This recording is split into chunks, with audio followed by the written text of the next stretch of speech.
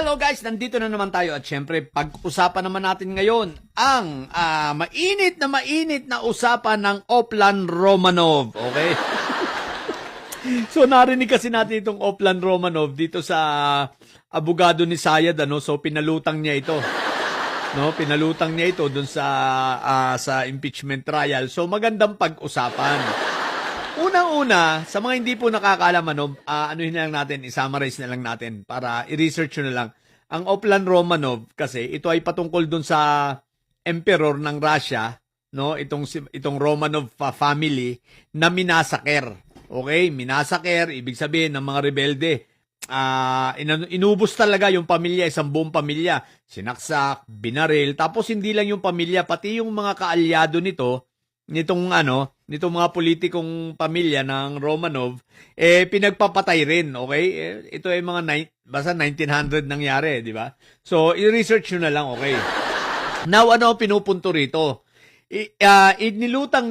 Ipinalutang nila itong issue ng Oplan Romanov upang sa ganon, magkaroon ng konteksto. Yung sinasabi ni Inday Sayad na kaya siya nakapagsalita ng ganon, Pero guys, in the first place, ang kauna-unahan narinig natin ito itong Oplan Romanov sa bunganga mismo ni Barbie Baste. So ito ay gawa-gawa na naman nilang kwento, okay? Bakit? Kung talagang merong Oplan Romanov, bakit hindi nagpa-investigate tong si Sayad? Tinanggihan niya ang offer sa kanya dati nitong former NBI director na si Santiago, di ba? So maliwanag na yan ay wala at kwento. Pero ito yun, guys.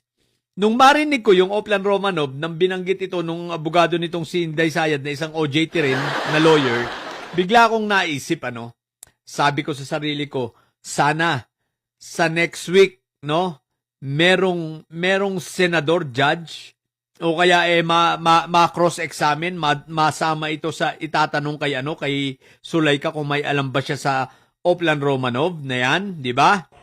Kung wala, kailangan tanungin ng mga judge kung saan kinuha nitong lawyer na OJT ni Inday Sayad yung knowledge niya or yung information niya about sa Oplan Romanov, di ba? Magandang busisiin para sa ganun mapatunayan natin kung totoo o hindi. Alam niyo kung bakit? Siyempre paano mangyayaring magkakatotoo yun? Ni sa hinuha, ni sa itsura ni PBBM, ay Diyos ko po, Rudy. Sapagkat yun ang pinalalabas ni Inday Sayad, ng kampo ni Inday Sayad, na itong Oplan Romanov ay binuo nitong sila PBBM at may tangka sa buhay ng pamilyang Duterte para sila ay i-wash out. I-wipe out sila dito sa mundo. Teka lang. Nakita nyo ba itsura ni PBBM? Kahit nga mura-murahin mo na, okay lang sa kanya Hindi pumapalag Nakita mo ba yung itsura ng mga anak ni PBBM? Ganyan ba ang mga bayolente? Wala, ni sa hinuha, hindi papasok sa isip mo na kayang gumawa ng mga ganong bagay ni PBBM. Katunayan, itong napakadaming mga balahurang mga vloggers ngayon na sinasabihan lagi hindi lang si PBBM, pati pamilya na niya ng bangag. Ang daming mga pinaggagawang kung ano-ano. Pasalamat kayo, buhay pa kayo. Naisip nyo ba na buhay pa kayo, mga hinayo pa kayo? Kayong mga vloggers ng mga siraulo, yung mga pro-China pati. Isipin nyo, sinasabi ninyo, martial, di ba? Pasalamat nga kayo kay PBBM dahil napakabait. Kita nyo, buhay pa kayo. Itong mga bayoteros na ito, di ba? Pasalamat kayo, buhay pa kayo. Dahil hindi kaya ni PBBM gumawa ng kahit anong EJK. Kaya yung Oplan Romanov na yan, kalokohan yan. Yan ay, anong tawag nito? Lang yan, pampalusot lang. Pang-naratibo lang nila yan para sabihin na malusutan yung sinabi ni Inday Sayad na pagbabanta. So gumagawa lang sila ng mga palusot. Ang problema, hindi naman yun ang issue Ang issue rito, sinabi mo ba o hindi? Nagbanta ka ba o hindi? Yung pagbabanta ba, ugali ba yan ng isang opisyal ng gobyerno? Ikalwa sa pinakamataas na opisyal na gobyerno? Yun ang tanungin mo. Ngayon, itong Oplan Romanov, ipinapalusot nila. Bakit? Dahil hindi talaga nila kayang pagtakpan. Di ba? Hindi nila kayang pagtakpan na talagang si Inday Sayad. Binanggit niya yon at nagbanta. Kita mo, up to now, itinanggi ba niya? Di ba? Walang tumatanggi. Nagtataka nga ako sa defense, di ba? Dito sa mga abogado ni Inday Sayad, imbis na pa sinungalingan, imbis na itanggi, sinuportahan pa. Sinuportahan pa yung video na yun ay totoo sa pamamagitan ng pagpapalabas ng video naman itong si Zulaika. O di ba napakabobo lang? Kaya nakakapagtaka, imbis na sabihin nila, hindi totoo yan. At yan ay gawa-gawa lang yan, di ba? Hindi nila itinanggi sa bagay. Paano nila itatanggi kung mismong yung may katawan na si Inday Sayad, hindi na itanggi. Diba ga?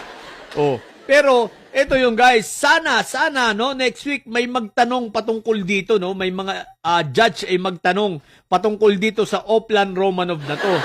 Sa katotohanan guys, kung meron ditong kayang gumawa ng mga Oplan Romanov na yan, may walang iba kundi ang pamilyang may Sayad. Nagawa nga nila yung Tokhang di ba? Yung Tokhang parang version yan Kaya lang, ito, hindi pamilyang tinitira. Basta't kahit sino na sa Gaza, mas malupit pa ito. Diba? Minamasakir kahit bata, kahit inosente, wala silang pakialam. Itong Tokhang na ginawa nitong si Fentaboy. Ngayon, ang tanong, sino ngayon ang may kakayanan? Obviously, sino pa ba? Si mga anak ni Fentaboy, si Inday Sayad, baliw, at may Sayad. Si Iyutman, di ba? May Sayad na rin, baliw din. Lalo na si Barbie Basti, kita nyo naman, adiktos. Di ba? Bangag na bangag, palumpalo araw-araw. At ayun, nangangayayat na. Hindi na may tatanggi na laging nakakatorse ang hayop. Di ba?